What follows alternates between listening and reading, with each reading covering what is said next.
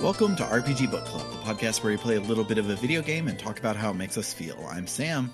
I'm Bernard. And I'm Trish. And today we'll be continuing our coverage of Digimon Story Cyber Sleuth, playing until we reach the end of Chapter 15. But before we get started, how was everyone's week? I am very secretive by nature, so there were some funny things that happened this week, but I don't feel like sharing them on the podcast. This is great that I'm on a podcast where we start every episode with "How was your week?" To be fair, Bernard, you and I talked very in depth about our weeks like 4 days ago. Yes. I thought this week was going to be really hard at work. We're recording this on Thursday. So far, it hasn't been terrible, but tomorrow's probably going to be annoying. And then next week is going to be really hectic. Damn. Trying to think of anything more interesting to talk about than that. I hit credits on Tomodachi Life. There's credits, and it's very silly. That's wild. I have not done that. I have almost gotten every of the devil character in there. Which means I was going to go from that into doing other games that I want to ship the characters with, but my girlfriends have made it very clear they want me to make them next. So I need to make all of my partners and myself, I guess. Wonderful. But there's no polyamory in Tomodachi Life. I saw someone say they should do really dramatic cinematic trailers for new features such as polyamory. That would be good. The hellscape possible future where Tomodachi Life turns into The Sims. I'd be okay with it. Like a billion different DLCs. You'd be okay with that, Sam? Yeah. You want to wish that on all of us? Yes. My island doesn't have any drama. Like, I see people talking about their Miis getting angry at each other and stuff, and apparently Miis can get into fights. I've had it a little bit here and there. My island is a utopia. You've cursed yourself. You're gonna get like 4 Mii fights in the next day now because you said this. Awesome. So here's the thing: is like you had your thing of that, and now I'm like, what the fuck do I talk about? What has happened this week? I switched my. So usually, dear listeners, one of the reasons we record on Thursdays is because I work morning shifts on Thursdays, so I get off earlier than I do any other day of the week. Which doesn't usually matter because we're usually recording as we are now at night, but whatever. But today, that is not the case because this week and next week I have traded shifts with a coworker, so I'm working the evening shifts, which means I was there because Thursday nights are where we have programs at the library. We also sometimes have ones on Monday nights, but since we started doing that, no one shows up to those. No one gives a fuck. So we have one of those tonight, and I got to actually be there for it. The only other time I've seen... this was a concert, too. The only time I've seen a concert at the library previously was when I was there outside of work hours to go with my wife because it was a klezmer band. And my wife's converting to Judaism, so she was very much like, yes, I want to go see a klezmer band. And it was very nice. Lovely time. What was not a lovely time was the concert that was there tonight because it was all about revolutionary USA 1770s revolutionary music played on guitar, acoustic guitar, and I was far enough away that I could only kind of barely hear any of it, and that was still too much. Rough. Like music I don't want to from hear the 1770s? I don't know. I doubt it was actually from the 1770s, but I heard a lot of that, like, I don't know, like, fucking Hail to the Republic kind of shit. I don't know. But yeah, that happened literally today. I finished my first ever Doctor Who book.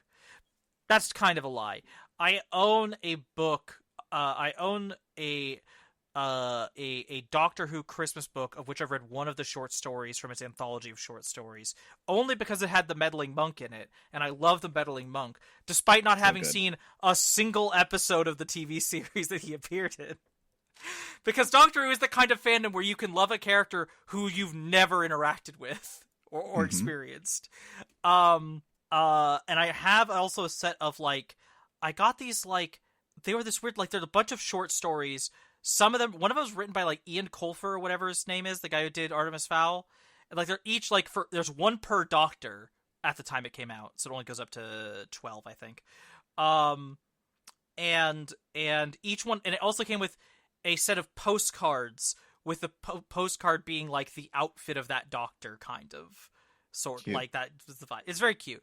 I read a couple. There was one that was really fun. Ninth Doctor pre-Rose, which I always find fascinating because there's so much debate if you can even have a Ninth Doctor pre-Rose story. There's so much, nerds arguing about that. But anyway, I finished my full actual Doctor Who book, which was an Eighth Doctor Adventures, namely Mad Dogs. And what the fuck did I read? This was some high octane, fucking silly, goofy Doctor Who shit. That also, welcome to the EDAs, baby. It has some interesting stuff to it. It does have some like things that I was like, oh, this is really fun. I liked some of the side characters. I really wish one of them got to stick around, but she became a companion to a different character at the end, which made me happy. But then I was like, I'm sure that never was followed up on by anyone. Who's the name?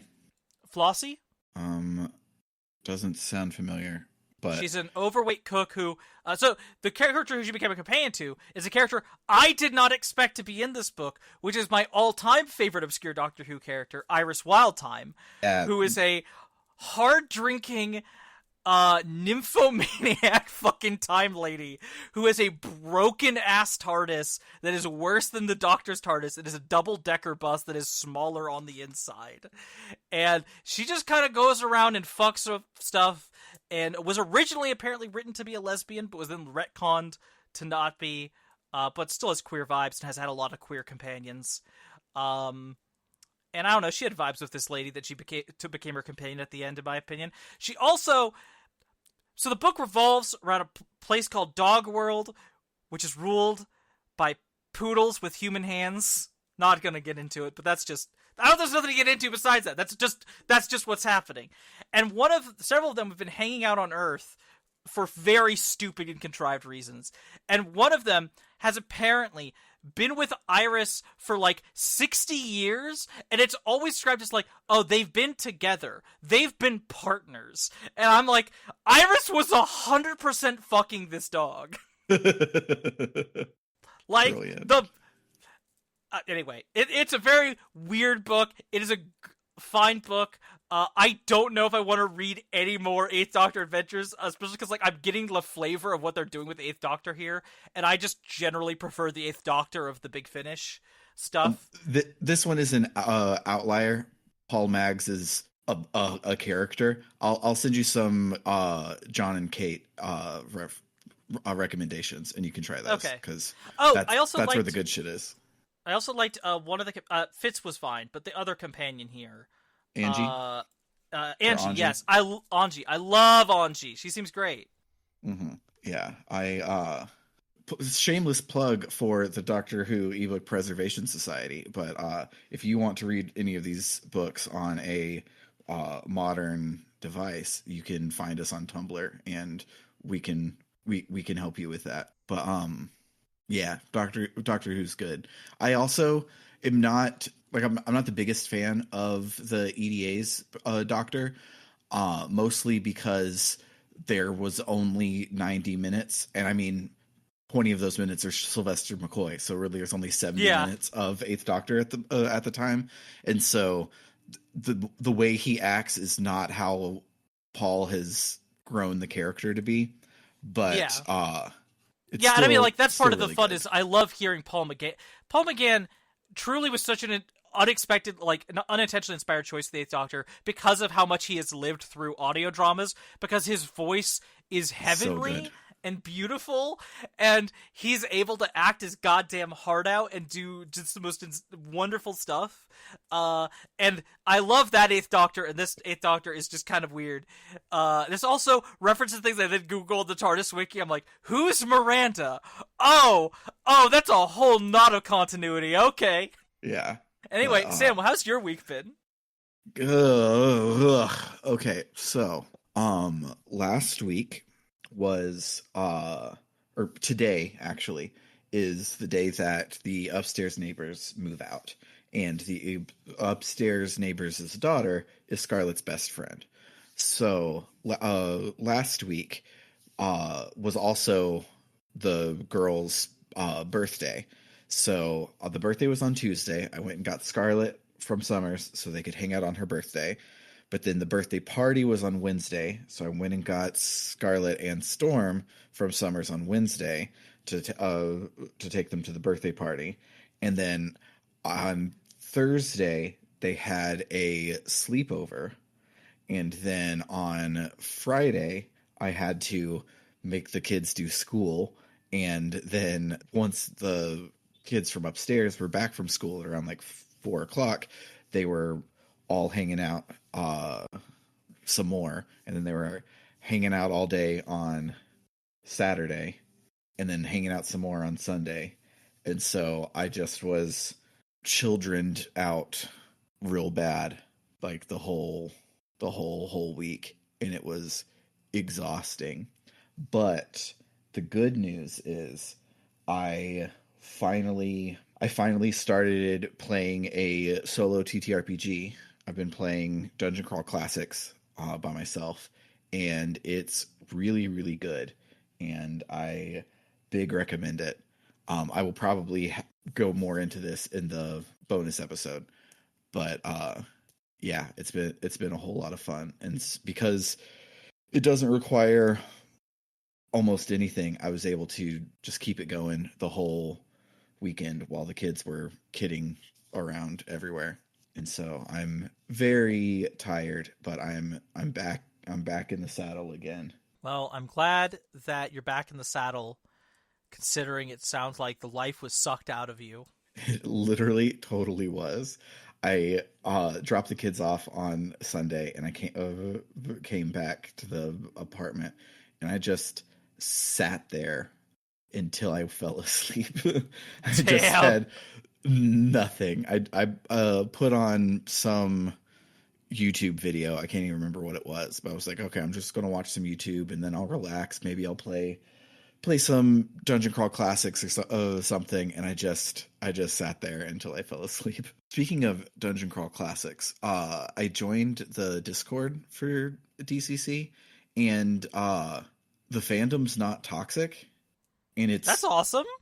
And it's like annoying because there was somebody earlier that was trying to defend scrolling on your phone at the table, and everybody was like, no, if you do that, you can't play with us. And he was like, no, but like, it's just like when teachers wouldn't let you draw while you were listening in class or whatever. And we were all like, no, scrolling is very different. But if this was in the Pathfinder subreddit, or if this was on this podcast, it would start to get heated, where we were like, no, like what the fuck, like, you are absolutely wrong. But here, like, everyone was like reacting to everyone's like comments on both sides, and like taking all their arguments in good faith, and it's weird. And that's so wonderful to see. Oh my god. Yeah, what I get from the vibe of the Dungeon Crawl Classics fandom, I would love to say DCC, but there's right now Dungeon Crawler Carl is going off. And so my brother got into those books. It was like, hey, have you heard of these? I'm like, I work in a library. Of course I fucking have. Get these bricks off our shelves. So the DCC RPG fans, I feel from just the vibes, is that these are people who have been around the block when it comes to RPGs, and now they're just like, I just want to go into a dungeon and fight a dragon and go on about my day, and it's just for the love of the game. And so there's a lot of even-headedness, and it's weird and cool though, and I'm glad that it's not a toxic cesspit that I then became obsessed with and am wrapped up in all the time. I'm glad too. Speaking of things that are weird but cool, I did just see a thing that I have to share. I'm sure you're both aware. Well, I say I'm sure. I'm not actually now sure that I've said that, but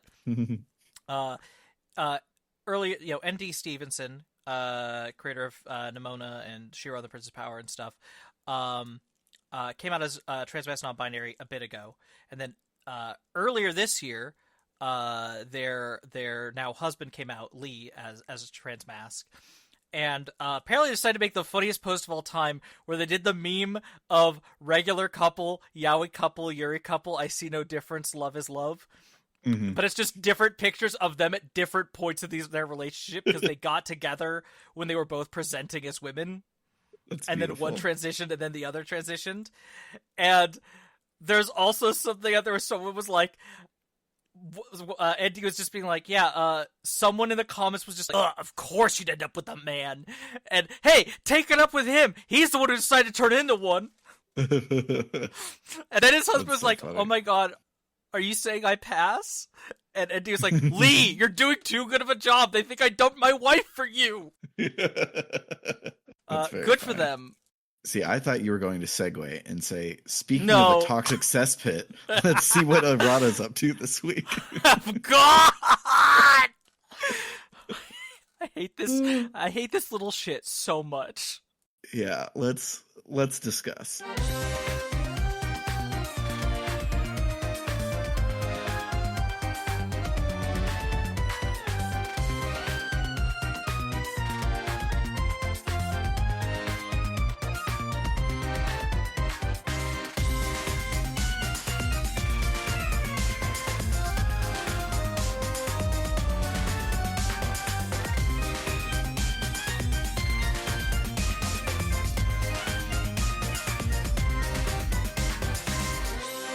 So, last time on Digimon Story Cyber Sleuth, Arata failed to shut off the power to Kamoshiro's research facility, and so he was too late, and a bunch of Digimon who are bent on destroying the human world now patrol Tokyo. Man, that guy sucks, but at least he just sucks because he's annoying and not a good friend, and there won't be some development this week that makes him suck for other reasons. Nokia calls Totina on her cell phone and asks her to meet up in Shibuya. She says that the rebels' plan was originally going to be rounding up the Digimon who needed help and to get them back to the digital world, but the digital world is full of eaters, so if she did that, she would be taking them out of the frying pan and into the fire. Omnimon says, in an almost unrelated non sequitur, that the Royal Knights are in Tokyo and that some of them are on the fence and not hellbent on killing humans, and that they will respond to Nokia's force of will, so we have to go find the Royal Knights. The context that wasn't translated, I think, is something about how the Digimon would get along with humans instead of killing them if they had more of the big, bad, powerful Royal Knights on the human side. Maybe. I don't know. But either way, that's our plan now. We're going to find all the Royal Knights and convince them to stop with the whole human killing thing. So Bernard's internet just died, so he will not be joining us. He's going to send his mem moms that we can bring up, but he's dead now. He's dead. I can't believe Bernard fucking died. Yeah. Anyways, so if Kyoko were here, she would be able to track all the Royal Knights using her digital wave shit on her computer, but she's still MIA. So Omnimon says that he should be able to detect their energy to be able to send us in the right direction. He senses what is probably Gallantmon, Omnimon's boyfriend, in Akihabara, so we head over there. But it isn't Gallantmon that we find, but Leopardmon, a lion-themed night Digimon who hates Omnimon and the horse he rode in on. He says that if Omnimon is helping the humans, then he's a disgrace toward the Royal Knights, and he's going against King Dracel's wishes. Omnimon says that Leopardmon and his sect are the ones twisting the wishes of King Drazel, and there has to be another way to save the digital world without killing all of the humans. Leopardmon says that he'll interpret Drazel's wishes however he wants, and that it's pointless to resist when everything is going according to his plan. Nokia is like, you mean you orchestrated all of the machinations of the game so far, and you've completed some sort of Xanatos gambit? And Leopardmon is like, no, my plan was step 1, open the door. Step 2, come to Earth. Step 3, kill all humans. We're on Earth. That means this is exactly what I planned on happening. Omnimon is like, that's stupid, and goes to attack him, but his transcendent sword is blocked by Dynasmon, a cool looking Digimon. I don't know how to describe him. He's just cool looking. Yeah, sure. Omnimon is surprised that Dynasmon is on Leopardmon's side, and Nokia is like, stop it, can you tell your constant fighting is tearing us all apart? Leopardmon is like, I'm going to start my human extermination with Nokia specifically, but before he can attack her, Gallantmon finally shows up and he convinces him to stop. Leopardmon is disappointed that Gallantmon is on the human side, but he says that the Royal Knights fighting each other would be a waste of energy, so it'll be a truce for now, but soon he'll kill Nokia and enjoy it. Next time, he'll be deadly serious next time. That's a Scott Pilgrim reference for y'all. Yeah. Gallantmon gives Omnimon an update on how the digital world was before he came over, and basically the whole thing is just full of eaters, so it's not safe for Digimon right now. But he's going to help us try and convince as many Royal Knights to defect as possible because, and I quote, when you are a prisoner to hatred, you choose the wrong path by mistake, which whips as a line, and it's definitely not foreshadowing. Everyone agrees to look for Royal Knights and to get them on our side, and Totina decides to head back to the agency to see if Kyoko has returned. She hasn't, but there is a new case waiting for us. Chika Yamashina says that her dad has recently been bumbling around in a state of confusion, mumbling about how he was betrayed by Kamishiro. It got so bad that they checked him into Central Hospital, and Chika wants the agency to look into what's going on with him. Totina takes the case and heads to the hospital where she runs into Yuko, who asks Totina to come with her to Yugo's room for a second. She says that this whole time it hasn't been sadness that she's felt about Yugo being in a coma, but after he talked to Totina and sent Yuko a message, the sadness has really been hitting her. So she thanks Totina for the support, and she swears that she's going to solve what's going on with Eden syndrome and save both Totina and Yugo. She asks if she can help Totina with her case, and Totina fills her in on what's happening with Yamashina. Yuko comes with Totina to Yamashina's room, and he is definitely babbling like a madman about Kamishiro. He says that he was or wasn't betrayed, or did not betray someone who is or isn't at Kamishiro 8 years ago, and he can't or doesn't want to remember what happened. Yuko says that she has ties to Kamishiro, so she'll help him, and that gets him lucid enough to recall that he worked in the underground lab and wants or needs to go there, but that's about it. Yuko and Totina take this very distraught man who should be and is currently surrounded by medical professionals, and they take him through an underground digital shift labyrinth so they can go into enemy territory and show him the underground lab. I'm sure it checks out.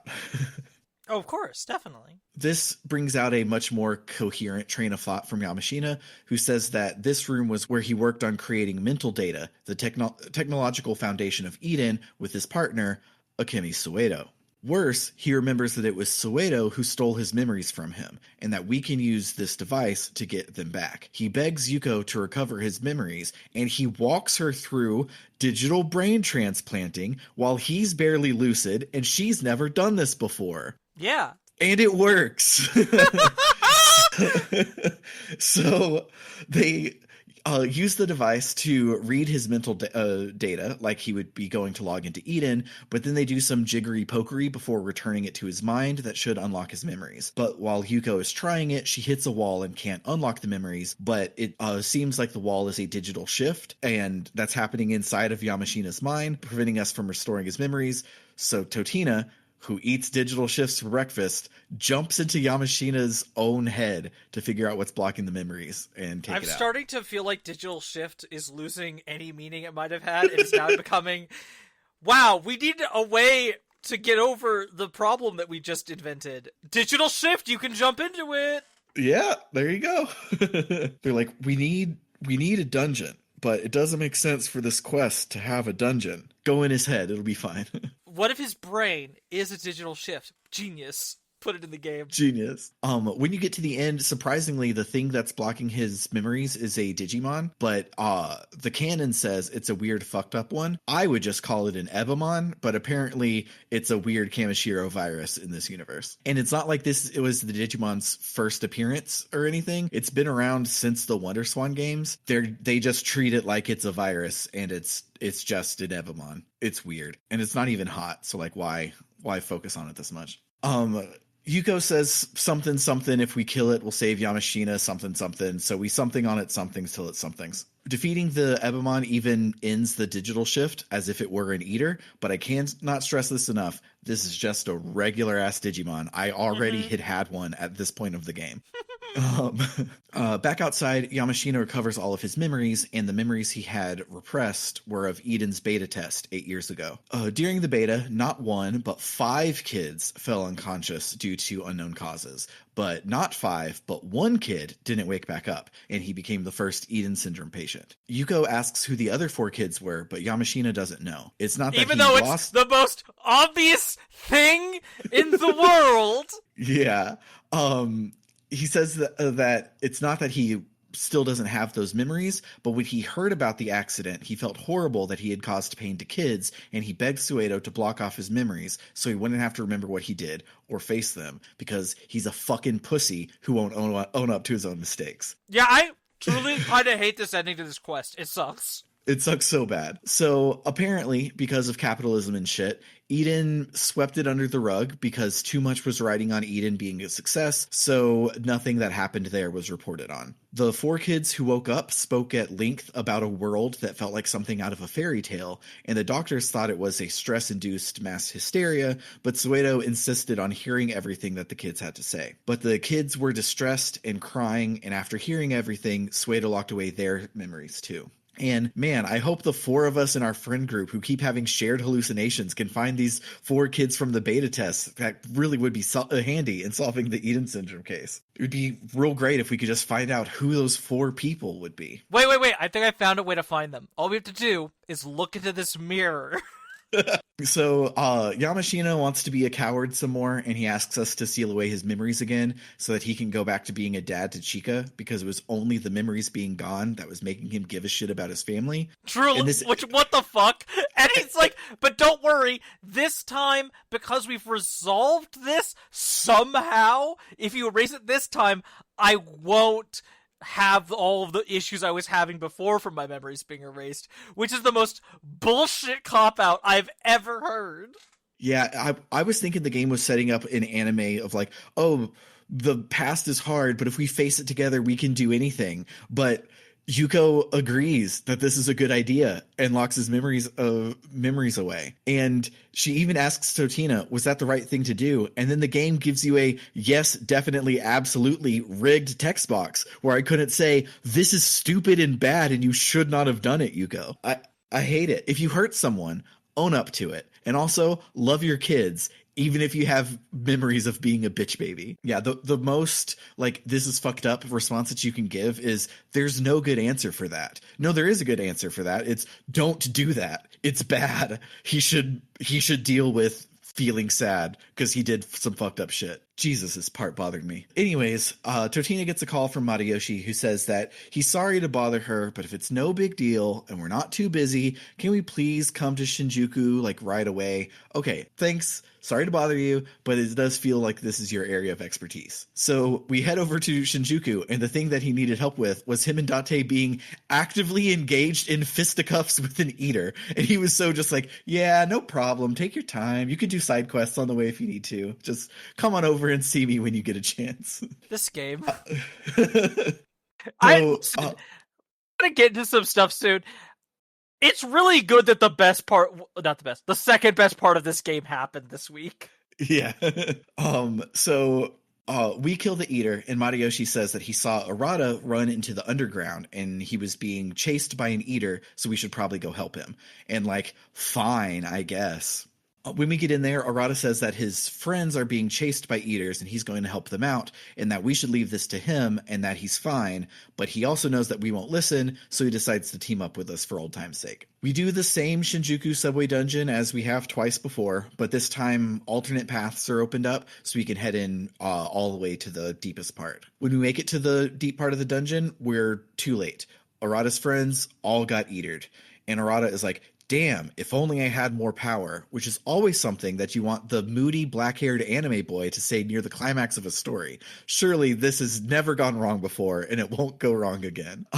So we fight and kill one of the human-shaped eaters, and then one of the mollusk ones is just like hanging around, and Arata approaches it.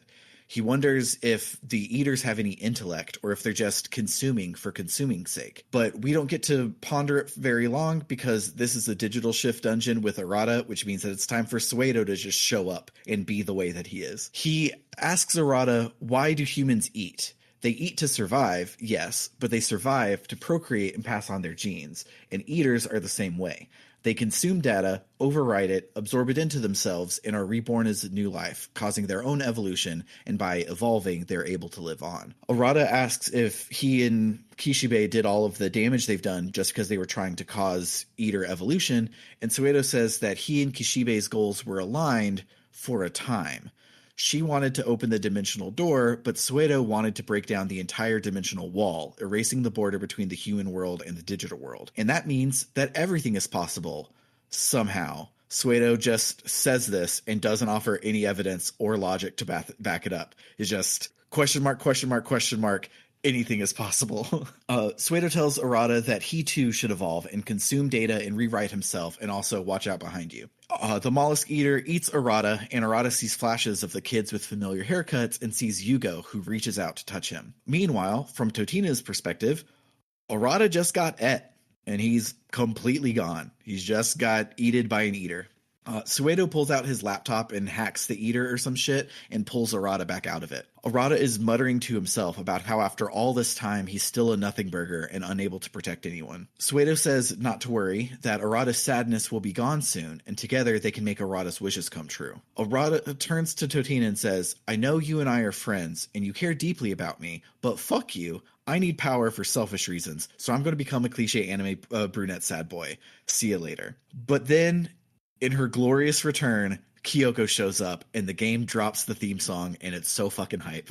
She asks Arata if that's what he truly wants, and Arata, being a bitch baby, says yes. He throws up a purple firewall, and Totina forgets that she already knows how to open those, so Arata gets away. Kyoko says Shikata ga nai. He was bound to turn out to be shitty, so we just head back to the agency. When we get there, Kyoko says that she was unable to answer our cell phone calls because she was tracking down the Royal Knights, and she has tracked them down to 4 locations: Odaiba, Shibuya, Ueno, and Eden. The strongest signal is coming from Examon in Odaiba, but the defense force has him surrounded, so we should focus on the others first. Magnamon is in Shibuya, Gankomon is in Ueno, and Kintarosmon is in Eden. So we should go investigate these and try and get all the Royal Knights onto our side. So to make a short story long, we head first to Eden's free area, where Kintarosmon is zooping around the sky super fast.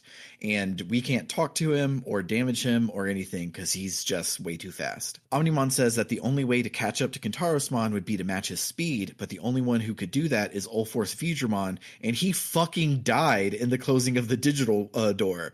So no hope for us, I guess. Just one of our potential allies just fucking died. But Kyoko says that there's likely a parallel world where Ulforce Futuremon isn't dead, and we can just borrow their Ulforce Futuremon for a second fight with Kintarosmon. We have this option because Kyoko's girlfriend is a master of time and space from a different video game, and parallel worlds is her whole thing. So we head to Marae's, and she says that dimension hopping isn't easy, and only the powers of an extremely powerful Digimon could help us jump to a parallel world. We would need the skills Harmonious Will and Steel Will in order to be strong enough to pierce the barrier between dimensions, so we need to go find these skills before we can get our own Ulforce Futuremon. We don't know where or how to get those, so we might as well go and check out Ueno. And when we get there, we find proof positive that Digimon isn't just about slutty women, but also about slutty men.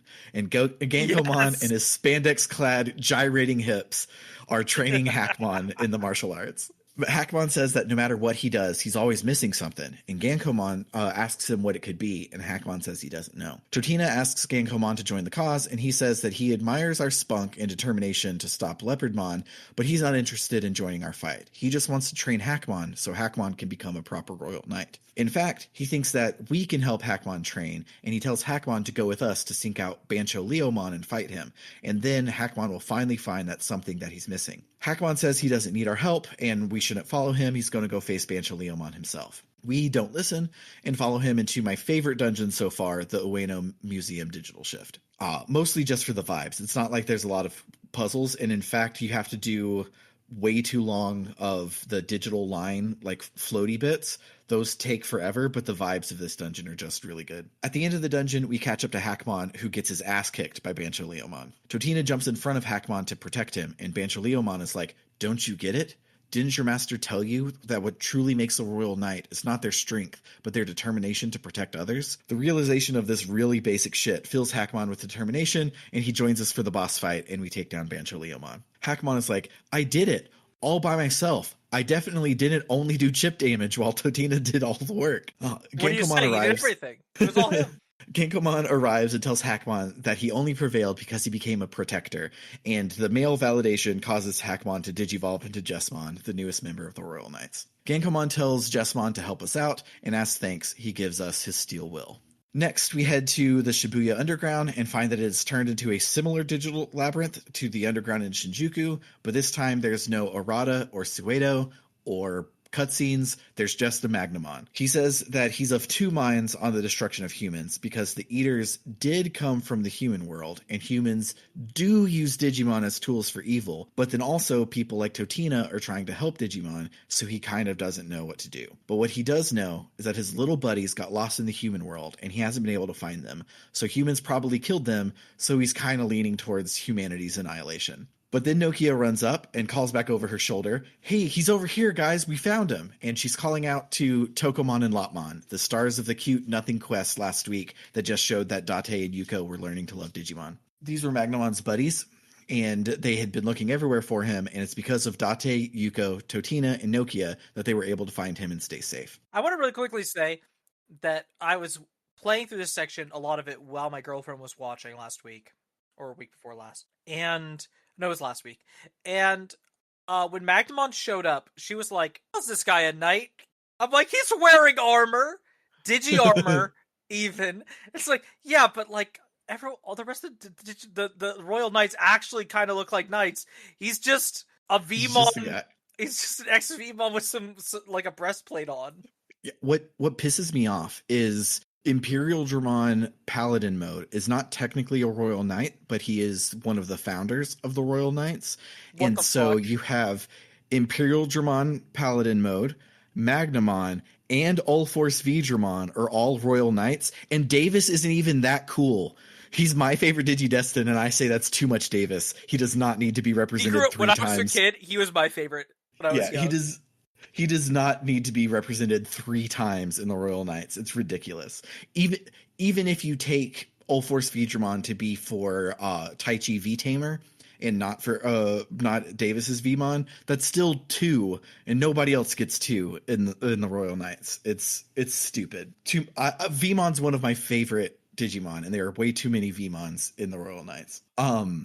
Omnimon tells Magnamon about how Nokia and the rebels are fighting to save both the human world and the digital world, and that it's only Leopardmon and Dynasmon who are fighting on the side of destruction. Dynasmon is like, you rang? And he shows up to convince Magnamon that Omnimon sucks eggs, and Magnamon says that if it's King Drazel's will to harm Totina and Nokia, then King Drazel is a bitch and he can get bent. Magnamon joins us as a guest character, and we have a boss fight with Dynasmon, and we kick his ass.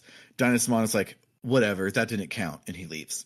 Magnamon swears that he will help us, and he gives us his harmonious will. That was convenient. The 2 things we needed just happened to be the other 2 parts of this quest. Easy. So we take these skills back to Mireille, and she says that getting things ready to send us to another dimension is going to take a while, so we should first go do some side quests. The only important one is one from Yuko, who asks us to meet her in her brother's hospital room. There, she tells us that she's planning on deleting her brother's Eden account and disbanding the Zaxxons. It was her brother's account, but Rie modified it to let Yuko log in with it, even though it didn't match her personal information. And so Yuko feels attached to her brother with it, but also knows that she played directly into Rie's hand with it. And so ever since surviving under Zero, she's been considering deleting Yuko, and she wants Totina to be there for her for moral support. So Yuko presses the delete button, and it won't let her.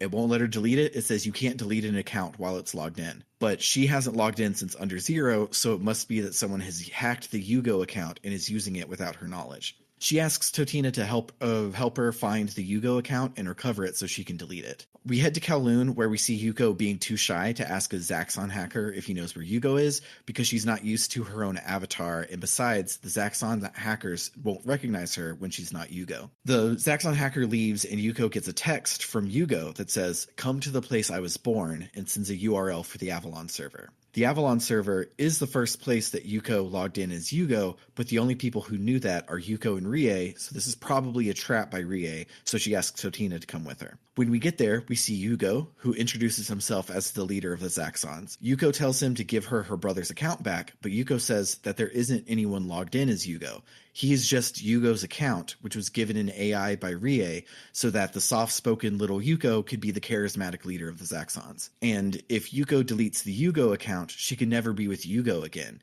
Is that what she wants? And Yuko says yes. She says that while she relied on the Yugo account to protect Eden like her brother wanted, it was because of her that the Eden that her brother wanted to protect was thrown into chaos. In the past, she relied on the Yugo account to be brave and powerful enough to protect Eden, but she doesn't need to rely on him anymore, and she's determined to delete the account. Yugo's Rise Greymon stands beside Yuko, but the Machine Dramon stays by Yugo's side. The Digimon have now chosen sides, and so we must fight. We defeat Machine Dramon, and Yuko establishes her dominance over the Yugo account and successfully deletes it. Rise Greymon digivolves into some guy I don't even know the name of, and he doesn't get a text box, but it's not Shine Greymon, which is the normal evolution for Rise Greymon, and it just kind of happens, and Yuko's like, huh, and it's not a big emotional payoff like they usually are. Sure. So Yuko asks Totina to, out on a date so they can try a new cake shop, and she agrees. It's really gay and cute.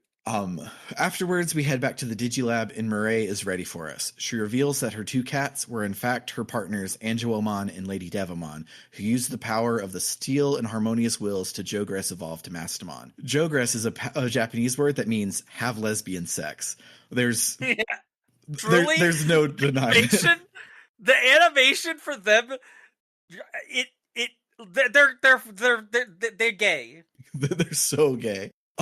So the power of lesbian allows Mastamon to open a portal to another world, and they send Totina through. In the other world, we see Rena, the deuteragonist of Digimon World Redigitized Decode, and her partner Vmon, whose nickname is Vivi, because in the Digimon World games, you give all of them nicknames because you have one Digimon the whole time. Totina tells Rena what happened and how they need an Ulforce Digimon to help them in their dimension, and Rena is like, sure, whatever the fuck that means. She says some incoherent nonsense, and Vivi translates. They were fighting Barbamon, who stole Vmon's power, causing him to devolve back to Vmon. But if we help them defeat Barbamon, we can get Vmon's power back, and he'll digivolve back to Ulforce Vidramon and help us stop Kintarosmon. She's the best character in this fucking game.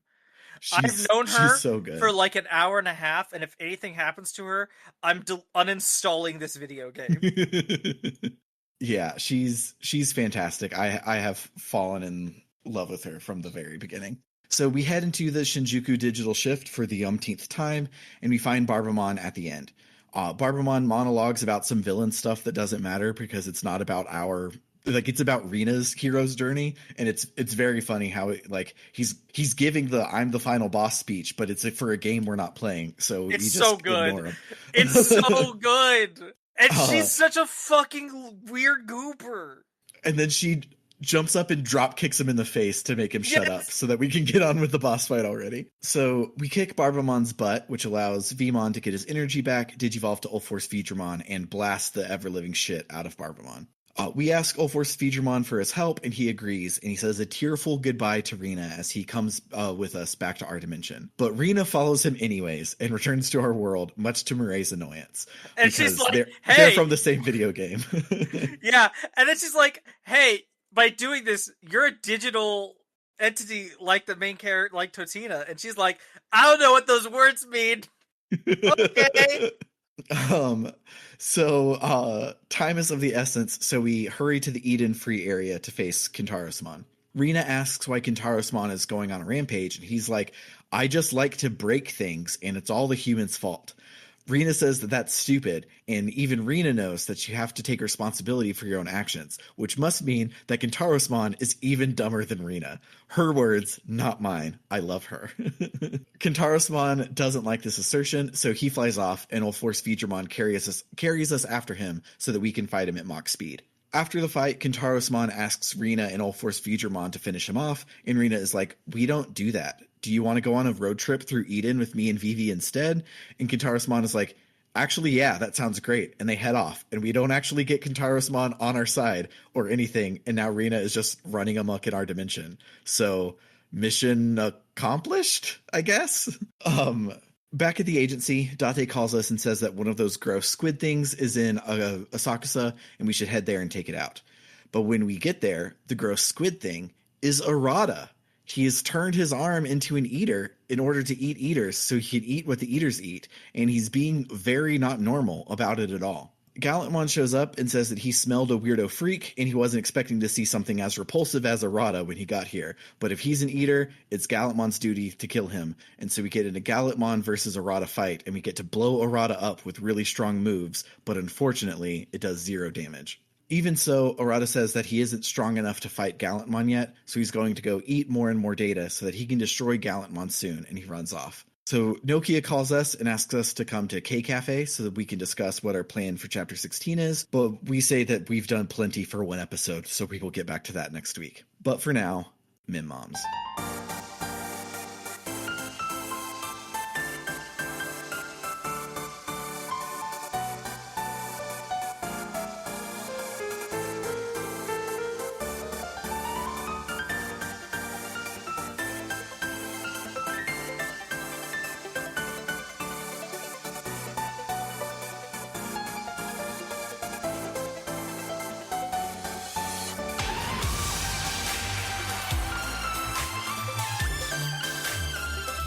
So, is it a rule that if your Digimon partner is a Vmon, you gotta be just a huge fucking ditz?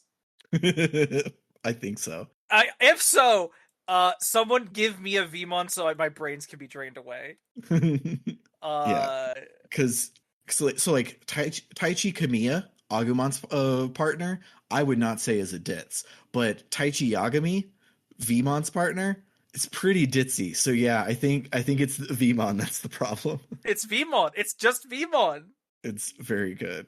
So as I alluded to earlier, I'm playing with the mod where I get to play as Rina, right? So Is it going to be with alternate Rina? This is just what my whole week this week looked like. Putting it in the stage chat. It's just yes. Rina with Rina, and it's so good. Listen, that's fucking awesome. It's very, very good. Meeting your alternate universe self and being like, we should make out. And sometimes, because of how this game just overlays the visual novel style over a screenshot behind it, sometimes I get 4 Rinas, and it's amazing. 4 Rinas for the price of 1? For the price of 1. It's so good. So, okay, so I do want to talk about Fuckface McGee, about our so-called friend. Okay. I having never played this game before, I took something from his turning evil moment that might not be what the game is going for, and I might be reading too much into things. It seemed to me... Do you want me to tell you if you're reading too much, or do you want me to just say, that's interesting? If I'm giving this game more credit than it deserves, I need you to tell me. Okay. It seemed to me like part of like the interaction there where he was getting eaten by the eater and then not and whatever, all that stuff, it seemed like he got like a bit of the memories of, like, it unblocked a little bit the memories of them being kids going to the digital world or something.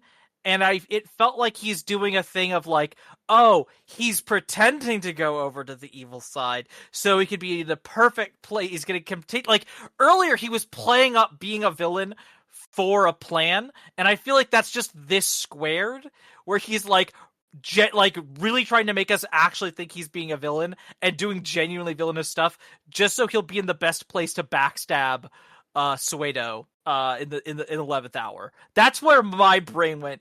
But if he's just actually being a cliched dick, then, you know, fine. It means I would have liked him if he had been doing. I would have been just as, if not more, annoyed if he was doing this for a good plan. But like, I hate him regardless. I don't actually remember the specifics of the ending. CW is in chat, so if you remember the thing, feel free to chime in. But he very much did get his memory block unblocked this week, and he is remembering what's happening before. Okay, good. I don't remember if he's faking being a bitch baby or if he's actually a bitch baby, but I think he's just actually a bitch baby. You can't remember either. Yeah. I mean, I understand devoting brain cells to errata. It feels like it's just a waste of your time. It really is. But yeah, I think he's just being an anime sad boy. God, if I remember correctly. Matt would be disappointed. Yeah. Or A.A. Yamato would be disappointed. He's the original Digimon sad boy, excuse you. And he did it... I don't like Matt, but he did it better. Yeah. Like, Matt is the, like, archetypical angstmon. And there always has to be an angstmon in every single story. Rika is the best one, and it's not close. But Arata, I think, is the worst one, and it's also not close. Yeah. It was funny because I was going to be like, it's so silly with 02, how initially, because of the way, like, characters are kind of combined, their starting one is, oh god, I'm trying to remember his name. He's the one who has Armadillomon, which... Cody. Cody. Or Iori. Yeah, which, endears me a little bit to him immediately, because I do love Armadillomon. Great Digimon. Mm-hmm. But in general, just kind of a character I don't think or care much about, especially compared to Davis. But, like, he's supposed to kind of be the Matt, I get. Like, he's like, that's one of the two things he's inheriting. And Davis inherited Matt. Izzy. He's Joe and Izzy, Davis right. Is Matt. Davis is Matt, which makes no sense because he has nothing in common with Matt whatsoever. So Ken is truly the Matt. Ken is truly the Matt when Ken shows up. Yes. Well, he shows up from the very beginning when he joins the team. Yeah, Ken is absolutely the official Angstamon for the season, but Davis is pissed off at TK, and TK gets to be the gogglehead, even though Davis is the gogglehead. They like TK. They share that in the first arc. So where TK has a lot of Tai in him, and Davis has a lot of Matt in him, but Davis obviously has way more Tai in him, and so yeah. But I very much have to say, I kind of can't stand TK in 02. He becomes in Original Adventure, TK's fine. He's a character I could take or leave. He's kind of whatever. He very much feels he's the little kid character in among all the bigger kids. And in 02, he just grew up to be a douche.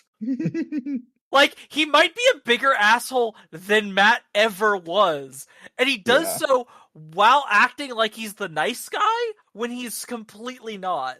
Yeah. I don't know. I don't like him. I like that scene. Not to be on a more of a 02 tangent, but did you watch the 02 movie that just came out like no, a year or 2 years I ago? haven't watched new Digimon stuff in a very long time. So the movie canonizes, like, in a slightly joking way, so that homophobes and polyphobes would be able to have plausible deniability, but it absolutely says that Yoli and Ken are together, which is the canon thing, but Yoli says that Ken and Davis are boyfriends straight up in the movie. It's beautiful. It's wonderful. They're a throuple. I mean, they are boyfriends. That is like, of course it's canon. God, okay, no, it's making me think of 02's ending, which is the most bullshit fucking of any series that does an epilogue. And here's where every character ended up. Here's all their future jobs and their partners and all their kids. And worst one ever to do it. Yeah.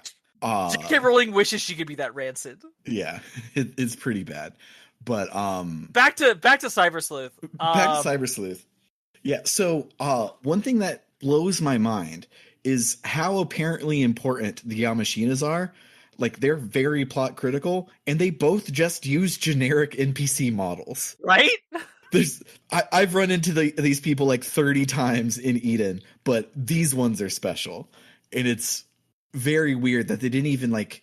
I think all of the other chicas don't wear her dress, but, like, I have run into other Yamashinas wearing his same color of shirt. Like, he's absolutely not special, and it's weird. Yeah. God, that quest, we talked about it a lot in the summary, but fuck that quest. You know what's a quest I did like though? I actually really liked the one with Yuko and Yugo, or Mm-hmm. Yuko's avatar rather. Again, like It's we so brought good. up a couple weeks ago, the entire quest of like, or the entire thing plot point of like, yeah, the avatar using it fucked with her thoughts and her brain a little bit. Like, Mm-hmm. that's so fascinating. And the idea of meeting the incarnation of who she was acting as when she was doing that and having to face it as herself without the protective layer. There's also some like gender shit going on there that is There's kind of so interesting. much gender shit. There's Yeah. so much gender shit with that. Yeah, no, it's fast. Like I you could read it in different directions. You could read it as like a trans mask, sort of her Mm-hmm. getting the freedom through an avatar to be a guy and that being empowering. You could also read it as the guy being a shield, a shell she's hiding behind, and now she's having to stand up as herself as a woman in a trans femme reading. Either way, it's really cool. Yeah. And you get to do the fight where you like using one of the Digimon against the two she had before. I like it. It's so good. Yeah, yeah. This game is also just so fucking gay. It's It's so very gay. funny because even if you don't know Totina, just Nokia is a fucking gay bitch Yeah. It's who very taunts good. other gay bitches. It's fantastic. Yeah, I remember playing this game and being like, "Oh my god, they finally did it. They made a good Digimon game." It took them long enough, but they finally have one. And going back playing through it now, it's like, "Oh yeah, they made a really good Digimon game." Yeah, Like there are a whole lot of issues with it, and 90% of the issues comes from this came out at the tail end of the JRPG Dark Ages on the Vita. So it has a real big uphill battle and a lot of asset reuse and things like that. And that's where most of it comes from, is a shoddy translation and weird graphical choices. the propaganda isn't great either. I will say, I enjoy this game a lot. I'm having a lot of fun. I am like, this is a game. I have not played a game that I like that has its mouth so lovingly wrapped around the boot of a police officer. In a I don't know if ever. This game really likes cops. Yeah, it's easy for me to stomach it here because if they didn't use the word cop and Date had a different outfit, them being cops basically would come up like just a couple of times. It like Matayoshi talks about like the people back at the precinct and stuff like that, but it's not like fucking. I guess for me the problem is that Dante it does act like a cop though. Like, while you can say the older detective, like, kind of is kind of Columbo-esque, quote unquote, like not really acting very cop-ish. Date does though. She just like is full of that "I'm the fucking state, do what I say, bitch" sort of energy, and it sucks because I want to like her, but I can't. Yeah, yeah. This one, like every time you bring up the propaganda, it doesn't register for me in a way that like probably because I have recently played Marvel's Spider-Man from Insomniac on the PS5, where that is he brags about being Spider Cop, and I forgot about that. You're right. That is as bad or worse. That's pretty. Yeah. that's I would say it's way worse than. Oh, I would agree. This Here's the one. thing. I would agree specifically because of the part of that game. Spoilers for if you care about Insomniac Spider-Man. Spoilers all these years later. The point where all the prisoners break out from Rikers Island and are just everywhere. It is just truly such like that is how cops see criminals Mm-hmm. and how they see like how prisons work, and it's just so fucking bullshit. Yeah. I can't. It sucks because there's several parts of that game I really like, but Yeah. God, it's such a cop ass game.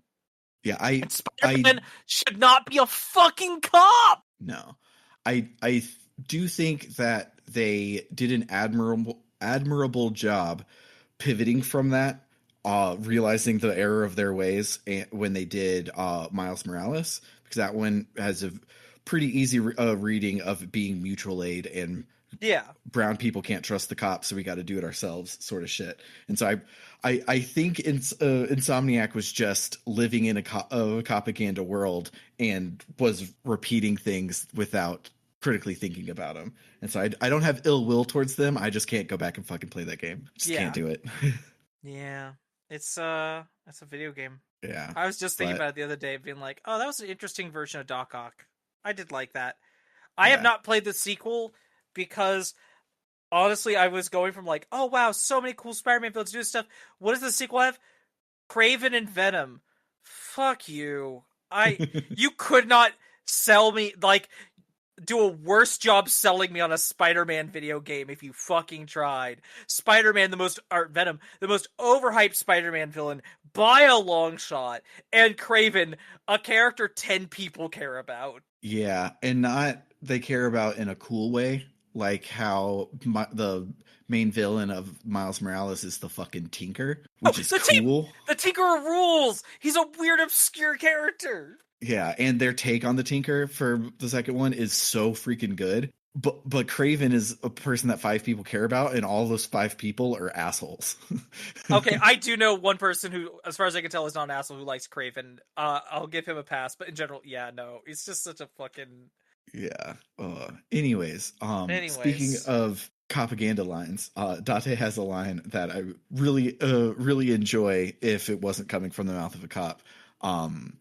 And where they're in fisticuffs fighting the Eater, and she says, "You can shoot something for being gross, right, Matayoshi?"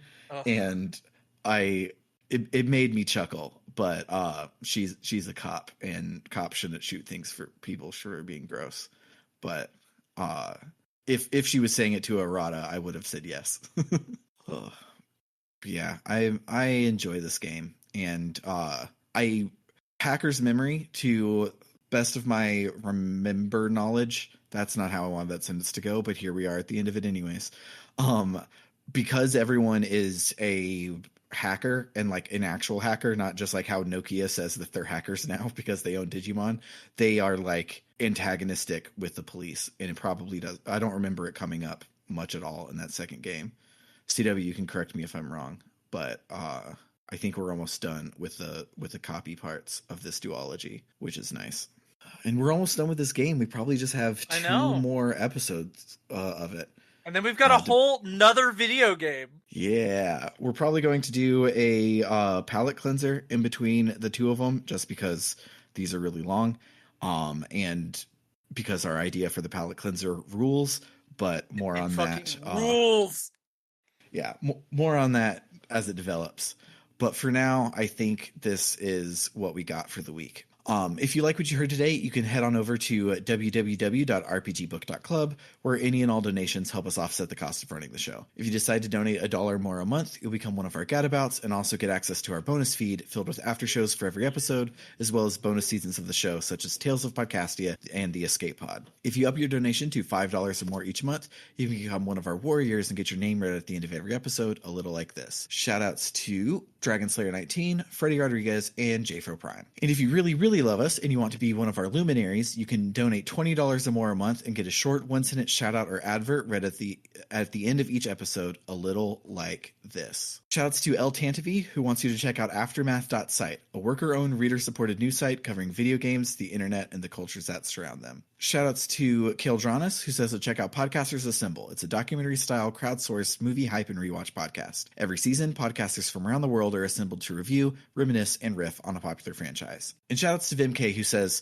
33 times, repeated Gideon, somewhat wearily. And then shoutouts to It's Clear Time, who says, for you TTRPG nerds, check out Fabula Ultima. I'm not affiliated with the game, I just think it's neat. For RPG Book Club, I've been Sam. And I'm Trish. Toodaloo, folks. Bye-bye.